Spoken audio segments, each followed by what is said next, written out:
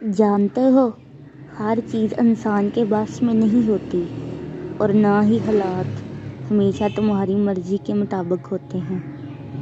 کبھی کبھی تمہیں ان لوگوں سے بھی ملنا پڑتا ہے جن سے تم نہیں ملنا چاہتے، اور ان لوگوں سے بھی بچھڑنا پڑتا ہے جن سے تم بچھڑنا نہیں چاہتے۔ زندگی کبھی کبھار تمہیں ایسے موڑ پر لے آتی ہے جہاں صرف دو ہی راستے ہوتے ہیں۔ پہلا یہ کہ حقیقت سے بھاگتے رہو، اور دوسرا یہ کہ اللہ کی رضا میں راضی رہو۔ مگر ہم حقیقت سے بھاگنے کو زیادہ آسان سمجھ لیتے ہیں۔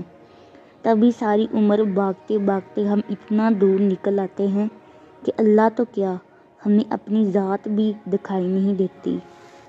اس بات کو سمجھو کہ جو معاملہ تمہارے ہاتھ میں نہیں رہتے انہیں تم کبھی سلجھا نہیں سکتے۔ خود پر ظلم کرنے سے، نصیب کا مقابلہ کرنے سے جیت نہیں ملتی۔ تو جو کام تم نہیں کر سکتے اس کو اللہ کے حوالے کر دو۔ مقدر سے مت لڑو، بس یقین کے ساتھ دعا کرتے رہو، کیونکہ جو لوگ اپنا معاملہ اللہ کے حوالے چھوڑ دیتے ہیں تو اللہ بھی یا تو ان کی رضا میں راضی ہو جاتا ہے اور یا ان کو اپنی رضا میں راضی کر لیتا ہے۔ مطلب کہ تمہاری دعا کو کن سے فایا کن تک پہنچا دیتا ہے۔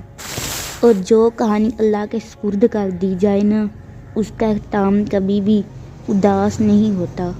اس کی ذات اتنی بلند ہے کہ وہ بگڑتے ہوئے مقدر کو بھی سنوار دیتا ہے اور ساری ادھوری کہانیوں کو مکمل کر دیتا ہے۔ بے شک وہ جو چاہے وہ کرنے پر قادر ہے۔